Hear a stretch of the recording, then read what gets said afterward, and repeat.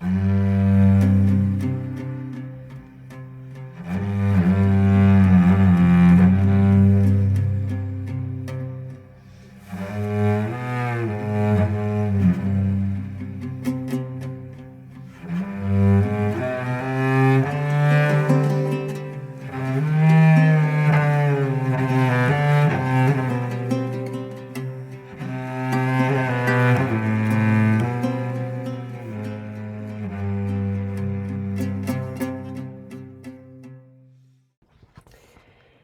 evening, everyone.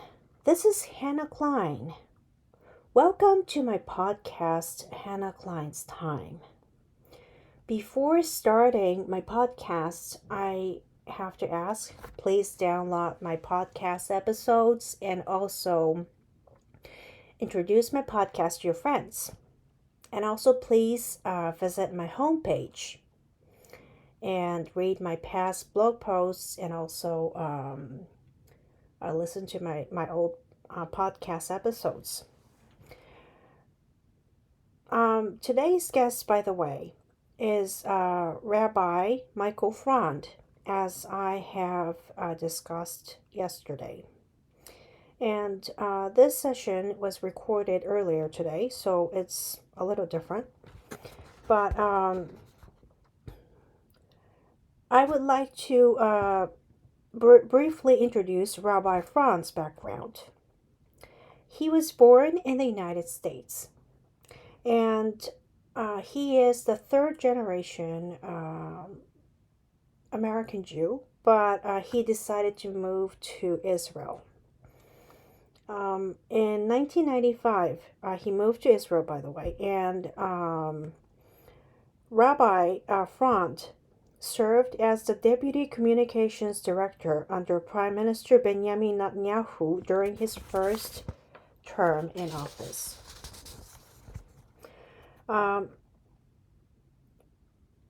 And this has probably initiated, the experience through his service as the communication director. He encountered something very interesting, and I could directly hear about it. And also, that led to his foundation of an organization called Shavei Israel in 2002. He has been a chairman, and he has been running this organization for more than 20 years. He has authored 2 books, and he is also a correspondent and a syndicated columnist for the Jerusalem Post for over 20 years. Michael Freund, Rabbi Freund has been awarded numerous prizes throughout his life, including the Jerusalem Prize and Moskowitz Prize for Zionism. Rabbi Freund has master's in business administration from Princeton University and bachelor's of art degree from Columbia University. He is in the U.S. Right now for reasons, but his children are in Israel serving in the IDF. I had an opportunity to discuss October 7th and various issues related to Israel's security and safety. And this is something very serious. It's not just about Israel or some conflict that is happening in the world, but I believe that we cannot equate Israel and Hamas. Israel is a legitimate nation, and is not Hamas is not a nation. Hamas put people in fear, and at the same time, um, there is fundamental flaw. Well, I cannot say it. Um, it cannot just be the problem of aura, like. But he mentioned this during our conversation. But I hope that Israel's existence is not just about Israel's existence, but when we think of the reason why we have a nation and the reason why we need a security of the nation, I believe that people would naturally understand why Israel has to defend itself right now after October 7th. And this is not um, military siege as used in the news media or um, suppression. I don't believe any of those. And it's not because of my political initiative or anything, but, or it's not exactly about the power balance. Uh, but anyway, please listen to our conversation um, and, well, think. Please put yourself in others' shoes and think about this issue. So, good evening. Um, so now it's evening in the East Coast. How are you? Thank God I'm well. How are you? Um, I'm fine, thank you. I'm having some problems with my coughing issues and stuff, but I'm okay. You live in Connecticut, right? No, I'm currently in Manhattan. Oh, really? Oh, I see. Yeah. So yeah, like how's your neighbors? Good? W- I'm not sure what you mean. I mean, how's around your neighbors like these? I mean, like, what is it like these days? Because I have been to Manhattan once, but I like back in like 16 or something, like 2016. But yeah, I haven't been to New York in a while, so I have friends there, Well, but the city has gone downhill for sure in recent years, okay, but but it's still New York, with yeah, all the energy and excitement that the yes. city has to offer. Yes, I really hope to go back, sometime. But by the way, so I would like to start, proceeding the podcast. Um, so when you you worked as the deputy communication director during, Prime Minister Netanyahu's first term, and I would like to come back to this question later, but I am very interested. I was very interested in you when I saw your profile about, communication. That is very important in terms uh, of when we consider our lives. It's very important. I mean, for religious, reasons, and at the same time in our lives. And I was, looking through your profile, and we were communicating, from time to time. But I, Colonel, I just talked about you with Colonel Zamir, and he mentioned Shavei Israel, and I was, first I was, I really would like to, I also would like to ask you about, what you feel, about Zionism, born in the United States, all these things. But uh, okay, so I probably would like to start from. What is it like being born Jewish in the United States? Well, I have known a person, he didn't talk much about it, but a very close person. But yeah, what do you think? Um, well, in a sense, Hmm.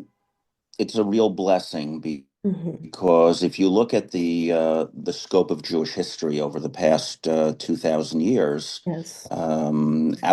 outside of Israel, uh, one would be hard pressed to find a country Hmm. that is more open and welcoming to Jews, Oh, yes. country where Jews are able to practice their faith in complete freedom. Mm-hmm. It's something that's in many ways Hmm. unprecedented in our history in the exile. So that's something that we have to be grateful for Hmm. because it's been the exception rather than the rule over the Hmm. past 2 millennia. And it's something we shouldn't take for granted in any respect. Hmm. And I'm actually third generation born in America in my family. Oh. And on the one hand, America presents great opportunities for Jews that previously would have been unthinkable to them.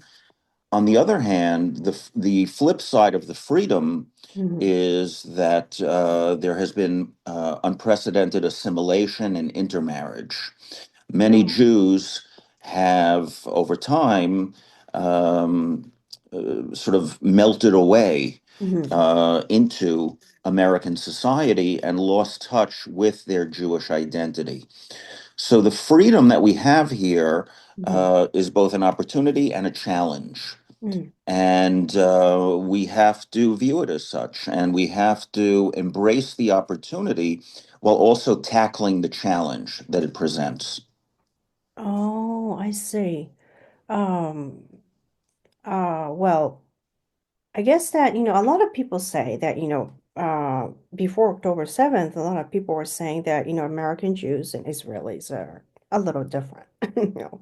But, um, um, but like I was reading about, Shavei Israel, and, this sounds very, Jewish, I mean, to some people. And, to you, I know that it's very special, but, in terms of Japan, for example, I mean, this is something more of a legal matter, or rather, and also at the same time, some of the identity issues. But, Japanese people have immigrated to, for example, it's a very short-term history, but Brazil, for example. And I mean, those people who live in Brazil, I mean, they have their Japanese name, but they have a priority to be neutralized back to Japanese.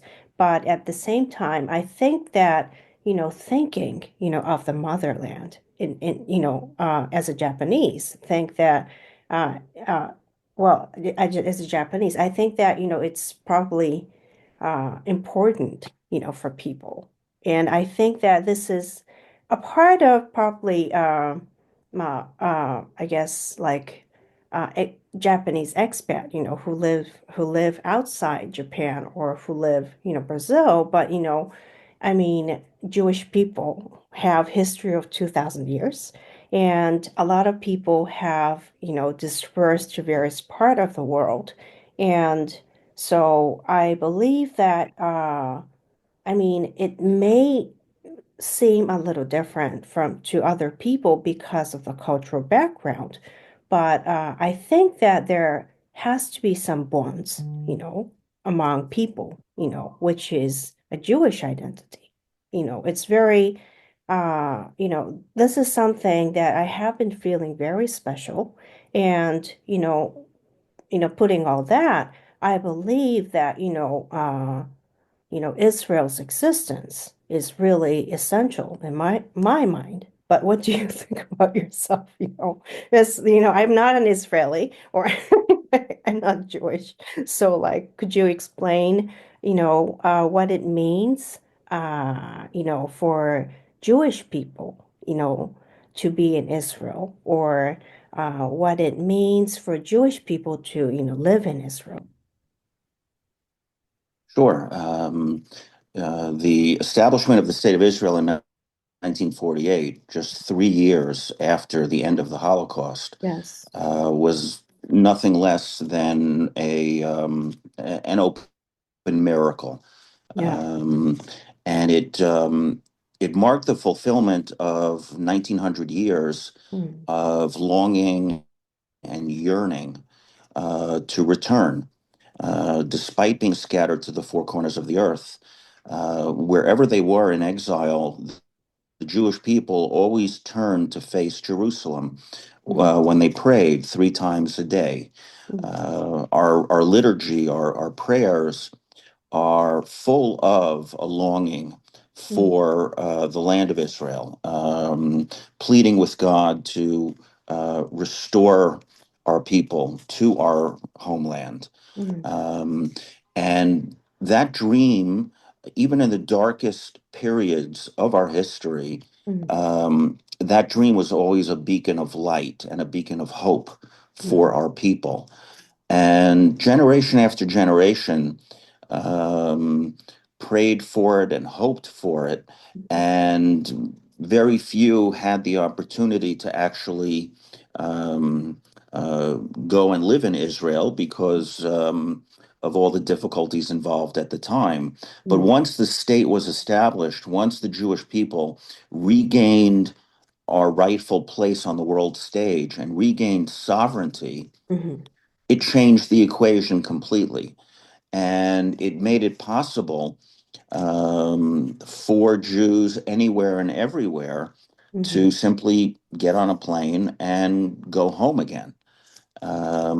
And Israel has, so in that sense, Israel, it's more than a symbol, mhm, but its reestablishment marks a transformation in Jewish life.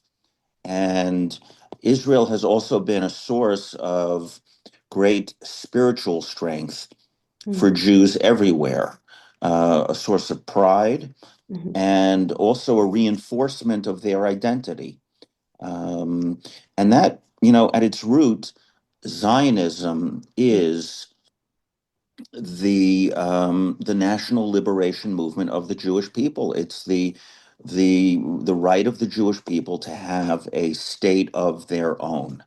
Oh, And what we call political Zionism, mhm, which was founded in the 19th century by Theodore Herzl, mhm, was obviously rooted in religious Zionism or spiritual Zionism, which stretches back to the Bible itself. The five books of Moses mhm, um, culminate mhm, in the arrival of the Jewish people at the border of mhm. the land of Israel, about to enter.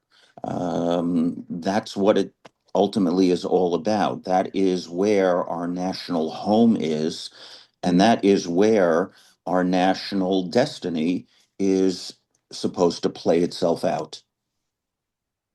I see. Well, you mentioned Zionism, you know. Um, I really like Herzl myself. And, I was reading about Herzl when I was very young. And um, I actually do not understand why there are, like people who do not, who disagrees with him, or, disagree with Zionist, the ideology itself. But in terms of political Zionism, for example, do you think that it's really like ruling, or I mean, it's like in my impression, like the well, Israel is a Jewish state, but it's there are a lot of people with different religious backgrounds, living in this place, living in the living in Israel as Israelis. So I was talking with a U.S. major, a former U.S. major who has retired, and he mentioned that we agreed that Israel is a secular country, even though it's a homeland for Jewish people, and of course. I mean, it's important, of course, for Jewish people, but uh, uh, I do you think that political Zionism, well, what do you think of the political Zionism and its policies, in terms of like Israel, like, you know,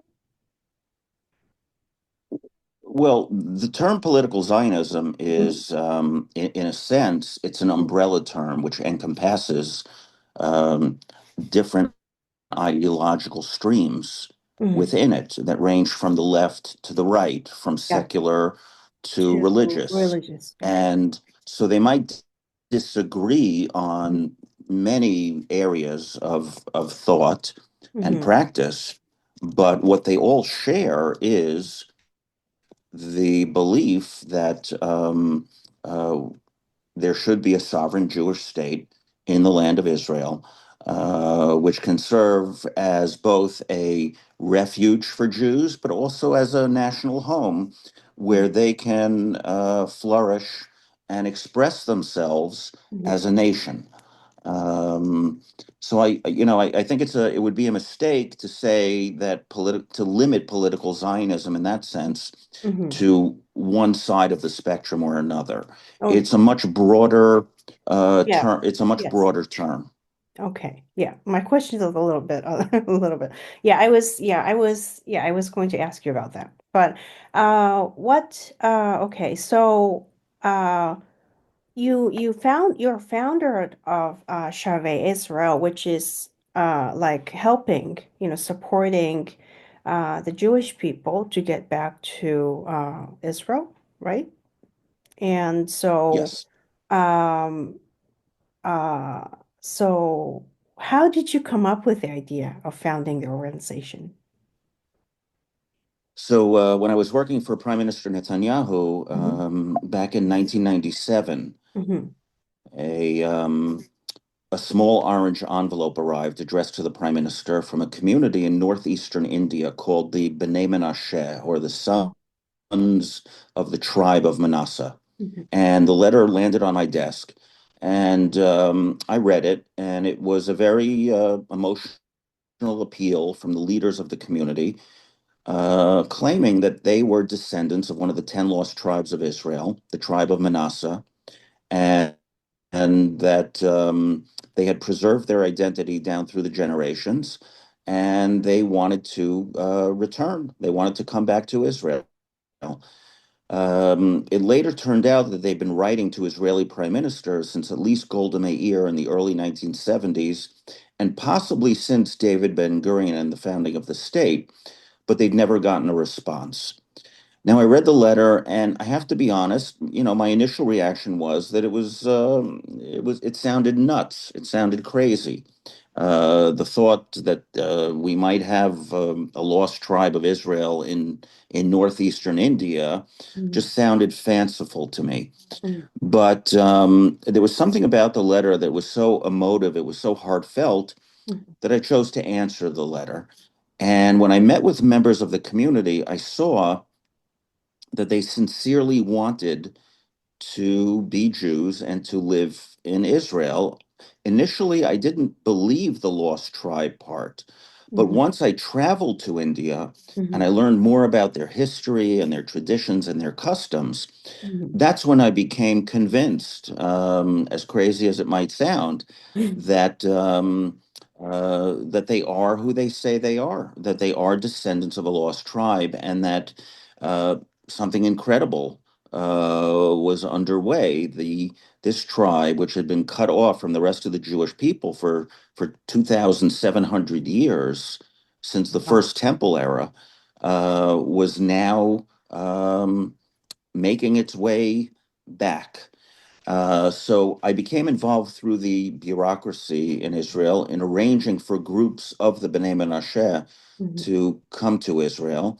And after Netanyahu left office in 1999, that a few years after that is when I started Shavei, Mhm. with the aim of helping descendants of Jews and lost tribes and hidden Jewish communities around the world.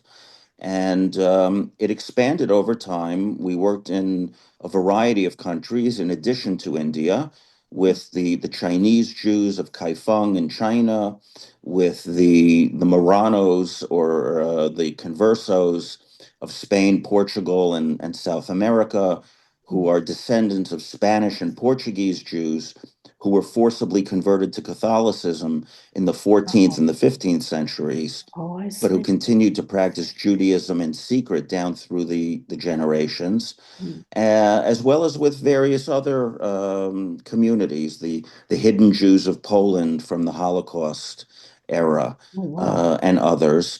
And look, the Jewish people have been persecuted, unlike any other nation on earth, Mhm. for literally for 1900 years. So it's no surprise that we would find traces or remnants of Jewish communities just about on every corner of the globe.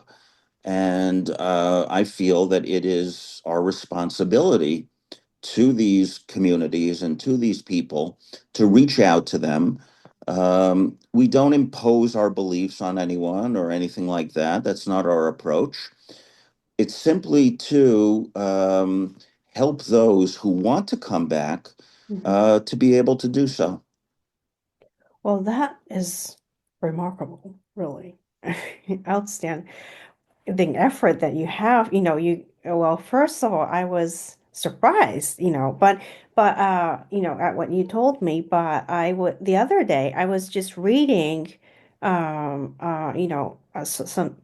social media posts, and actually it was LinkedIn, but I was reading that there was an Iraqi Jew woman, who fled to India. You mentioned India, by the way. So, and she is a Jewish, but she's able to stay in India and practice Shabbat, you know. So I believe that, there must be, some lost, tribes, as you mentioned, of course, Jewish, people, living in every parts of the world, seeking to be back, and I believe that, it will be a great mental and, both physical support that, they can get from, your organization, I really believe. So, uh, um, So it has been, so you started the organization in 2000, sorry, 2002, right? So it has been Right. 23 years. How many, Yeah. well, how many countries, like, have you traveled around? And, Oh, many. yeah, I've been to many places. I've never really sat down and counted. yeah. But more importantly is the fact that we were blessed to bring, more than 5,000 members of the B'nai Menashe on Aliyah Um, from India to Israel. yes. There's still another 5,000 in India waiting to come. Oh, And we hope and pray that the Israeli government will give the necessary permission to enable them to do so. And we've helped over 5,000 people from various other communities around the world to come as well. Uh, um, in many instances, the people we help go through a conversion by Israel's chief rabbinate, um, to ensure that there are no questions about their status as Jews, Oh, and that facilitates their absorption and integration into Israeli society. oh, I see. Um, well, I think really and believe that, the strength of, Israel, like one of them is the diversity, from various backgrounds and, in terms, not just in terms of like culture, but, uh, I, th- it's, but at the very bottom line, they're all linked with, um, Zionism, like Judaism, and so, it's very, it's something very outstanding for me that, this, bonds have lasted, even though it's lost at some point in the future. This, has been restored, as, an effort as a part, like paid by you, for example. And so, and it's pretty astounding that, you find, these like people who want to go back to, Israel from India, Um, and it's not like unlike Japan, it's very related, in the I have to say, like it's India is really not, apart with the ocean, from Israel. And I believe that um, Jewish people, have traveled a lot, to uh, find, various places to stay. And finally, um, there has been a lot of changes in history. Well, like, and in the past, well, 10 years in terms of just the political and, what spectrum, what is happening in the world is just so drastic. And so you know, I believe that there will be a huge change in the future. And, there probably will be a time that, um, like, I guess that, like, probably Japan also like will need, you know, well, it will be a different, type of organization, but I believe that probably there may be an organization that will support, Japanese people to, be integrated into Japanese society in a sense, because I have well, I don't see Japanese people overseas very often. Well, it's just, I'm sorry that I'm just talking about myself. But when I was in California, I met a Japanese American woman for the first time in my life. And see, as you experienced, she looks Asian, but Asian people look alike. And at the same time, I what she brought up was actually the kanji, the Chinese character in of her surname family name. And she doesn't, she has never been to Japan, but she told me that, her generations ago, her ancestors moved to the United States. And so, but she doesn't, have any legal proof or anything for now. But I believe that, sometimes oral traditions, just, or a memory, I have to say, of, what, people,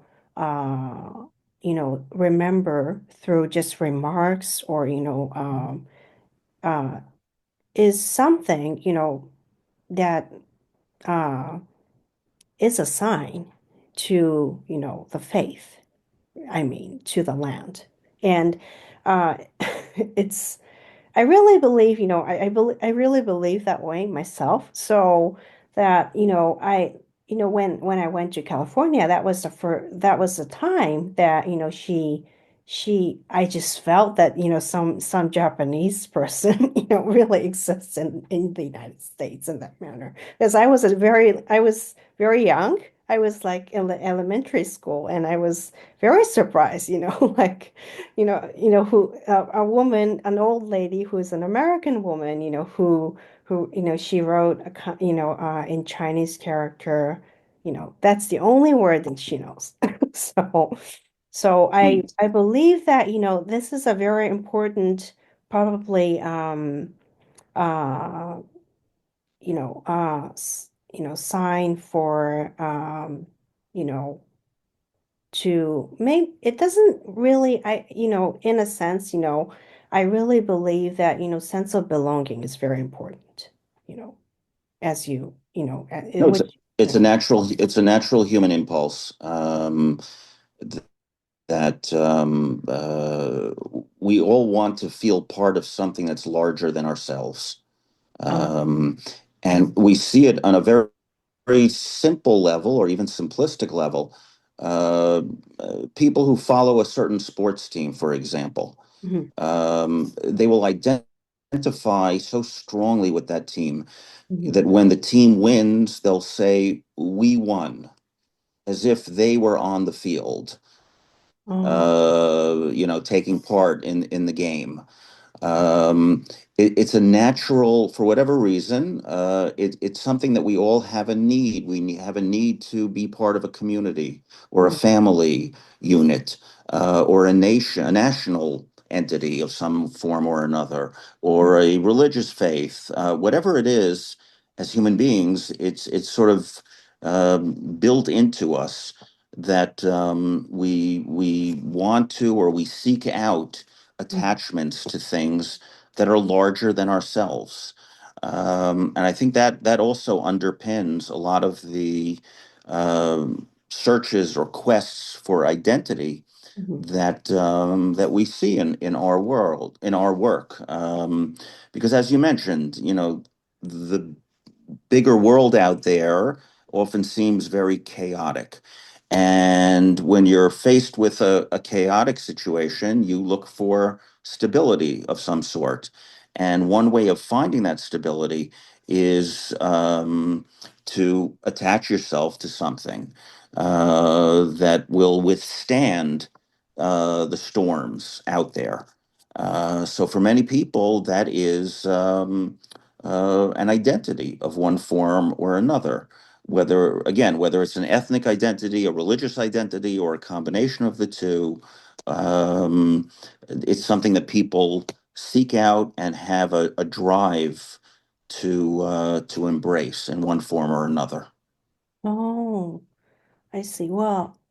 Yes, I believe what you say is really right about this. Yeah. Um, uh, yeah, by the way, so you have lived in Israel for a long time, right? Um, Yeah, I what is moved to Israel in 1995, right? and yeah, Yeah. and I came back Yes, recently for a family reason. yes. Um, what do you think is special part what do you really like about Israel? Like what part of Israel do you like really? Well, I know that you Um, love Israel, well, but like yeah, there's there's a sense of feeling at home there, which is a little hard to articulate in words, but it's a very deep-seated feeling that many Jews have. As soon as the plane lands and you step off the plane, you just feel at home, even if it's your first time there. Um, Again, it's hard to explain, it's hard to articulate, but it's almost like the soul feels that it's in its rightful place. Oh, And as a religious Jew, who believes that ultimately, the divine process of redemption involves the return of all the Jewish people Mm. to the land of Israel, um, that adds another component to it Mm. because when one sees the land being built up, when one sees Black Jews from Ethiopia, white Jews from Russia, Indian Jews, Chinese Jews, Jews in all shapes, colors, and sizes coming together as one people, um, that's something that's very special and that you don't find anywhere else. So, on an ideological and a theological level, Mm. um, it's a magnetic place. And when one looks at the material side of how uh, Israel has developed over the past couple of decades, Mm. economically, technologically, scientifically, um, for such a small country to be such a powerhouse in so many fields Yes. is nothing less than breathtaking to behold. So, so there's something, when you put all that together, it's a pretty exciting and enticing package. Oh, Uh, well, that is true. Now, Yeah, please at go the ahead. same time, of Mhm. course, Israel is located in a dangerous neighborhood, Yes. as we've seen. Hmm. Um, and it's been under attack since even before the state was formally established, in one form or another. And so, every Israeli with children, at one point or another, has to see them off to the army to go do their military, obligatory military service. Mm. Um, and it's unlike other countries where if they have a draft, it doesn't necessarily mean they're ever going to see combat. Mm. Um, Israel, as we've seen since 1948, Mm. has had quite its share of military conflicts. So that's very tough on anyone to send your child off to war. Yeah. Oh, Is not an easy thing to do. your children, your children are also like serving in the IDF. I mean, uh, Yeah, so it must be, a lot for you, but it's a lot for your country as well. And actually, October 7th made me think of a lot of things. You know, uh, well, since 2022, Japan has been exposed to a national security crisis right now. And I believe that well, I was not against or for the military, in terms of Japan because like it's based on the Article 9th and the Constitution, which states that, Japan has to renounce war, yes, in circumstances, but considering sovereignty, which, became essential to Jewish people, like Israel, is the nation for, Jewish people to me. And I mean, Israel has been very successful in defending, its nation, for decades. And I have been watching it for decades at the same time. And I'm always, amazed at, how successful and how effective, the military operations have been. And so, I mean, in case of Japan, it feels like, I mean, nothing has been done right now so far, and we are in the midst of like being in trouble with China, the neighboring nations, and the biggest threat is China to me.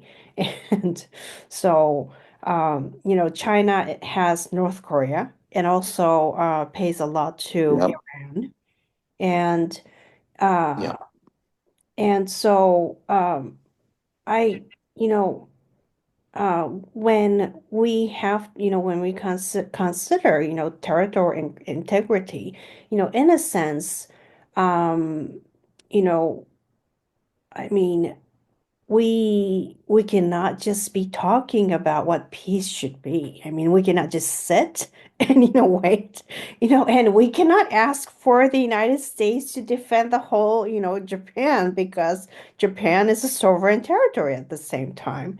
So, um, Yeah, your country is still operating under a system that was created after World War II, and yes, the world has changed a bit in the 80 years since mm, then. yes, exactly. And it's perfectly understandable why that pacifist stance was sort of imposed on Japan at the time, because we saw during World War II that, and prior to that, Japan was an empire with imperial ambitions, Yes. and which invaded Manchuria and Korea Mhm. and all those things. Mhm. Um, but nowadays, as you mentioned, the China of today Mhm. is very different than the Yes. Manchuria Yeah. of 80 years ago. Mhm. And the China of today clearly has expansionist aims, and is looking to dominate not just the Far East, but the world, as it were. So again, I can't tell Japan what to do, and I wouldn't presume to. But if you look at the growing hostility from China and from the regime in Pyongyang in North Korea, which is a nuclear power and Yes. which occasionally fires missiles in Yes. Japan's direction, Yes. um, uh, it might be time to consider a more assertive stance. Yes. Well, Colonel, I often use the term deterrence. And, I was using this word to Colonel Zamir, and, he started laughing. That's just a word, I mean, realistically, there has to be a plan and also, manpower and at the same time, a defense level, you know. I mean, we cannot just say, we have air defense system and everything will be fine. I mean, Right. Chinese, yeah, warships, come very close to Okinawa area, and they come with missiles really, and get into the territory, and the Coast Guard just chase them away. But I mean, this is not a safe territory, you know, at all. I mean, I have known people who have served as a Coast Guard. I know people, who serve in the Self-Defense Force, but I mean, it's not, like probably like what the Japanese people here, or are educated at school, in reality. It's very different. So, I mean, it sounds that to me that, Israel has been realistically really defending the territory. And at the same time, I I really feel that, it's sad to say this, but I really feel that, the military operations covered are very biased, often, and um, yeah, I was talking about this too with a U.S. Army major, but it often covers a lot of fake stories. So, but I believe that, territorial integrity of Israel is very sophisticated. And, at the same time, I guess that casualties of the soldiers and, the military service members are much lower, always. I mean, it's very sad that, there are, casualties in the operations all the time, that comes with the war, even now. But um, I mean, Israel did not, want this war. And Israel did not initiate this war. And I was just so devastated to see October 7th because, Japan cannot say we will not have anything unexpected, right? It's Yeah. terrible in a sense, and at the same time, that October 7th made me just think how much hostility, the Hamas or just, your enemies have against just innocent people, who had nothing to do with the military operation, nothing. But, and, They murdered babies. yes, it's, They murdered babies. Um, eh, and there were 4 to 5 thousand Palestinians who broke through the fence between Gaza and Israel on October 7th. 5,000, Um, right? Yeah. many, yeah, 4 to 5 thousand, and many were Hamas, but many were from other terrorist organizations, and many were just Gaza Palestinians who didn't necessarily belong to any of those organizations, but they shared the bloodlust and they shared the hatred for, for Jews. Um, and they shared the desire Mhm. to eliminate and murder and massacre as many as they could get their hands on. Now, for people in the West, Mhm. it's hard to wrap your head around that kind of hatred, Yeah. um, because we don't see that, we don't feel that. Mhm. Um, but it's a different mindset. It's an entire society that has dedicated itself Mhm. to raising its children to hate, Mhm. raising its children to glorify those who murder the innocent. Those are their heroes. You can tell a lot about a society by who it looks up to as heroes. Palestinian society looks up to um, suicide bombers and terrorists and holds them up as models, role models for the younger generation. Well, that's So happening. Yeah, go ahead.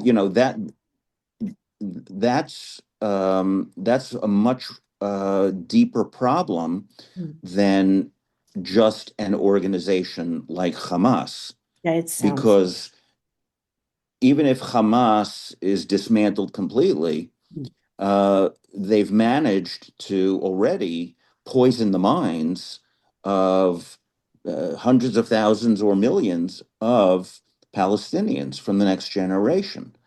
Um, and that's also something that people in the West don't comprehend, that this is not just a political dispute or a land dispute. This is a battle between civilizations, or uh, I would say it's a battle between savagery and civilization. And if civilization, meaning Israel, uh, does not crush the savagery, then it will rise up again. And God forbid, attempt to carry out another October 7th. Um, which is why many Israelis support the plan that President Trump proposed of finding places elsewhere for Palestinians, because it's sort of a win-win for everyone involved. The Palestinians themselves will Can enjoy have their a that higher land, right? quality of Yeah. life Yeah. elsewhere, Mhm. um, and it will remove the threat to Israel. Um, so that's the situation that we've reached. And again, you know, all of this could have been avoided Mhm. if, when Israel extended its hand in peace to the Palestinians, Oh, they had extended back a hand of peace, but they didn't. They chose instead, again and again and again, to embrace violence and terrorism. So, yeah. uh, I was reading, an article by Colonel John Spencer, and, he was mhm. writing about, pay and slay, which is never discussed among the Japanese media. But, Palestinian Authority, in one word, glorifies terrorism. And I mean, this is not about racism. Okay, okay, just it's the same here. You know, we can't have some criminals, just unleashed. Saying, it's very difficult to comprehend in a sense because it's not just a crime or as you say, as a like they're terrorists, right? But at the same time, you know. I believe it's more than that. And, when I first um, heard about October 7th, before watching it, I just thought it was terrible because, it's Israel that has been attacked. I mean, it never usually happens that way, you know, and it's real. Yeah, it sounded very bad. And, it sounded like ISIS to me, you know. So, I mean, I was not surprised, but I was very shocked. What happens to, the babies, and they burned women alive. I mean, it's just outrageous what they were doing. And um I mean, I'm not asking you to, make opinions about the Japanese media, but the Japanese media has been reading out Al Jazeera, news broadcastings even now. Just, just less than a week ago, like they were reading out what Al Jazeera was saying. So I don't know where they're getting information from, and sometimes I don't know what they're talking about, but it's very hard to comprehend what they're speaking. And another point is that the United Nations have a lot of issues, I believe, in terms of UNRWA. I will be discussing with this UNRWA specifically, but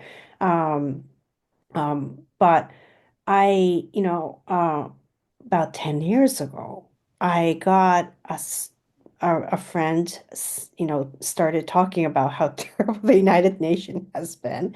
And I first didn't understand what he was talking about. And then he started to say, well, look at this. And, he started to show me all these, you know, like lessons, I have to say, class session of Aurora. And I mean, is is it because, well, I just started, it's very hard to comprehend. It's like, just they were saying something like burn the Jews, and all these things. Children were just singing. I mean, they can't laugh about such things. And I just, it's very hard to comprehend because I wonder if it's education, just education, the system of Aura, or something beyond that, And so, but I think and believe that the United Nations are partly responsible, especially Omar is responsible for October 7th. I mean, they raised. Absolutely, absolutely. And but it would be a mistake to say that it Mhm. was only the educational system, because Right. that, in other words, the educational system was definitely a critical component Hmm. of creating that atmosphere of hatred. But there were other parts to it as well. There is the extremist Islamic theology, Hmm. which is, taught and practiced there by many people. And Right. it's also something that comes down to the family. What is the family teaching its own children? At the end of the day, right? Children learn in school, but they learn a lot at home Oh, too. yeah. And um, we didn't see a peace movement among the Palestinians, like you had in Israel, right? There's always been a peace movement Yes, in yes. Israel, a left wing peace movement. There was no counterpart among the Palestinians, or certainly maybe there were a lone voice or two here or there, maybe, but not a real movement of any significance. That too says something. So even if one were to now suddenly change the school system there, Mhm. that doesn't necessarily solve the problem. First of all, as I said before, you already have hundreds of thousands or millions of Palestinians who have been raised with the mindset of hatred. Mm. And number two, the school system is only one component. And there would need to be a much broader fundamental change among Palestinians, almost a revolution in their thinking, Mm. their ideology and theology, um, which, to be honest, it's hard to see that happening. Yeah, I feel about the same actually. I've been reading, various analysis and sadly, it was very truly it's something that we have to see in the future. And I actually believe that, President Trump's, plan is very effective, myself. And, it's something, that could be realized without mass massacres. And, it's actually, this war operation has been going on, but uh, I think, there hasn't actually been a final solution for, this issue. And, this just issue burst out, all of a sudden, not all of a sudden, I have to say, but it burst out on October 7th. And, there is no way that uh, we we can just look away. I mean, we have to just face this, and also, I mean, Israel is forced to face and make a decision on this, really. Otherwise, there will be another attack. I mean, it's, uh, connected by land. So it's, very easy for the enemies to carry out operations. And um, it's not, Israel that has created enemies, really. I mean, it's very strange that, has been discussed, but I really feel that, there has to be because there has to be solution. And, there are, children who have been born in Israel for generations. So, I mean, I just cannot believe, people saying that they are not Israelis, I mean, they are Israelis, So, I mean, it's just some of the discussions that have been like discussed are just ridiculous to me, really. In that sense, there is, as you mentioned, Israel has been declared as a nation, after World War II, but still, I mean, there has been an identity, identity grows through his shared history, and at a different, perspective. So, um, you know, it's hard to say, but it's for the sake of the nation as a whole. This war, has to uh end with Israel's victory. Like, Japan, the Japanese kids are, like told like, both sides are liable and all these things. But we cannot equate, okay, Hamas and Israel at the same level and discuss this issue really to me. So, Correct. And the overwhelming majority of the Israeli public mm, um, agrees that the victory must be total and complete. That we cannot allow a situation where um, uh, Hamas or Gaza itself is ever able to threaten us again. Yeah. because 20 years ago in 2005, Israel withdrew from Gaza and forcibly expelled 10,000 Jews from their homes there. And instead of turning Gaza into a, a Hong Kong for Palestinians, Mm. Hamas turned it into essentially one large terrorist training camp. Yeah. Um, the billions of dollars that were poured into Gaza, we know, went into building an underground terrorist tunnel network that is larger than the New York City subway system. Yeah. It's simply mind-boggling. Israel, the IDF continues to find tunnels. They haven't found them all Mm. because there are so many of them.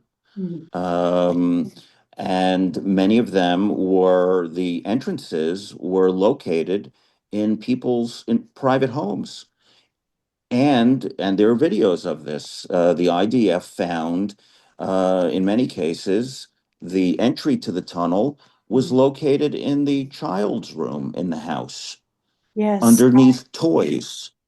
Um, so again, that's a society that is raising its children to view it as normal Mm. that your bedroom would also have a terrorist tunnel uh, inside of it. It's just it's something that cannot be allowed to um, to continue and cannot be allowed to repeat itself. No country in the world would put up with what Israel put up with over the past 2 decades. Tens of thousands of rockets, Yeah. terrorist attacks. Um, any other country would have responded immediately and overwhelmingly. Yes. Now, Israel didn't do so because of international pressure and all the things that Yes. we know about.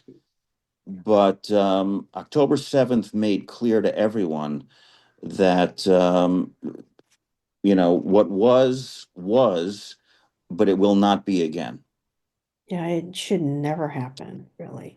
As I Yeah. was, also what was appalling was that, the influence of Hitler in Gaza, like, found, as evidence, books, Mein Kampf. I mean, I was talking with a friend in Europe and, like, about this, and it's like, it's just. I mean, it's like looking at World War II, really, what's going to happen. I'm not saying that, I'm not insinuating that there will be another World War, but, um, this has to be avoided, really. I mean, it was a tragedy. And, I mean, we are humans. So, like, I think that we have to learn at some point. I mean, a lot of people may, okay, I believe that, um, uh, I guess that we have to learn from history. You know. But anyway, I guess it's about time. And so lastly, may I Just ask, just one final mhm, just one final thought because you mentioned Hitler yeah, who his goal was to destroy the Jewish people. yes. And it- Israel and the entire world right now are facing a threat from Iran, Oh, yes. which wants to build nuclear weapons. And they have said openly and repeatedly now for years. And just the other day, Ayatollah Khamenei, the supreme leader, said that he views it as a moral and religious duty to eliminate Israel. Um, Oh, yes. in I effect, saw that. Yeah, I saw it. Yeah. yeah. So, in effect, right now, as we speak, the Iranians are working on the equivalent of an atomic Auschwitz, and they want to finish what Hitler began. Well, that And is um, terrible. That cannot be allowed to happen, and it will not be allowed to happen. And let no one think that this is only Israel's problem, because it's not. Yeah. The Iranians have been clear for years that they view Israel as the little Satan, and they view the United States as the great Satan. Mm, And the Iranians already have missiles with a range that can hit parts of Europe. mm, If, God forbid, they were to develop a nuclear ability, um, they would threaten not just the Jewish state, mhm, but they would threaten Western civilization. And they would use nuclear blackmail to achieve their ends. They would cause immense instability, not just in the Middle East, but anywhere that their rockets could reach. So I, I I hope and pray that the United States and Israel will soon, very soon, take the steps needed to eliminate the threat, right? Iran's Yeah. nuclear program once and for all. Yeah, yeah, I heard uh National Security Advisor talking about this, but I really, really feel that, really feel the threat. And it has to be eliminated. And yeah, so, I mean, that what he's saying is true. It's very scary, I mean, really, really scary. So, yeah, but I really hope, and it's not just hope, that I strongly believe in myself ultimately that Israel will exist for sure, and it cannot, be dispersed by, like through the history. Now it's restored, and we're a civilization, right? So we have to have Israel on the map for sure. I mean, so I mean, I really would like to go to Israel. So after the war, and I pray for the restoration of the peace, in the region. I mean, for Israel, really. And yeah, so by the way, I think you're running out of time. So like I have to let you Yeah, go. But I really appreciate you for coming to my podcast today. And thank you very much for taking your time. It's very much an honor for me to have you. So thank you thank for you. having me. I appreciate it. Okay, so have a nice evening. Thank you. All the best. Okay, thank you very much. So how was our conversation? I originally thought that I would post this conversation on Shabbat Friday, but obviously Rabbi Freund is not speaking on Friday, and so I just decided to post this episode just today. And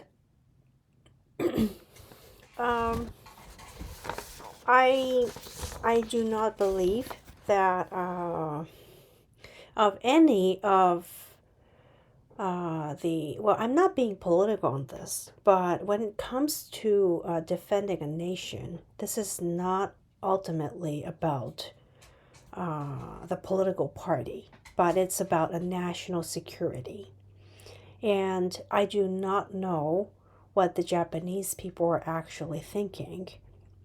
And I do not exactly understand why 2002 is the start of the national security to the Japanese, because when it uh, I honestly believe, in a sense, that the term peace is misunderstood, misinterpreted, and overused. And ultimately, a lot of Japanese people would use the term heiwaboke, and I actually don't exactly understand what it means. There has always been wars if you watch the news somewhere all the time. I mean, if you um, do not know about it, that means that you're not interested in the world. And ultimately, it means that you're not interested in what is happening around you. And I'm not saying that it's something, the war is something that we should ignore or something like that. But we have to be aware there is a term, peace, and at the same time, there is an opposite term for it. And this is very difficult. I do not believe that people can just judge very easily, like watching TikTok or just go to, for example, gatherings. And this is something very scary about. And I am actually going to discuss this with Leonard Grandstein, a retired lawyer and a banker. But anyway, there is a consequence indeed. And October 7th, we cannot ignore the 65,000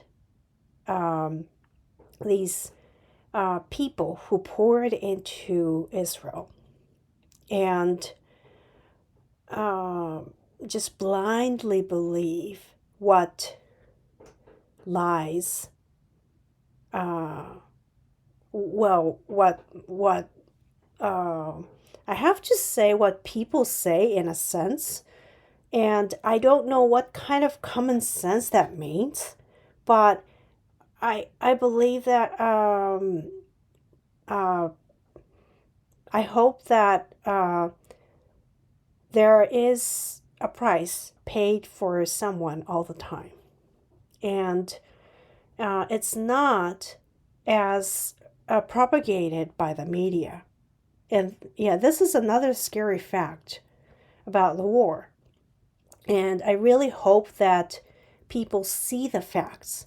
Well, I'm not calling all the media outlets liars, but 75% of Gaza casualties are actually combatants. So, this is by The Telegraph, a very famous UK news outlets. It's not just by the Israeli news media. And when Israel is attacked, the civilized world got a signal. That means that we all got a signal on what happens when we just ignore the threats, the imminent threats that we are supposed to face. We cannot get away with it. And I'm not saying Israel ignored it. Israel had to pay the price over and over. And there has always been pressure by the international community against Israel.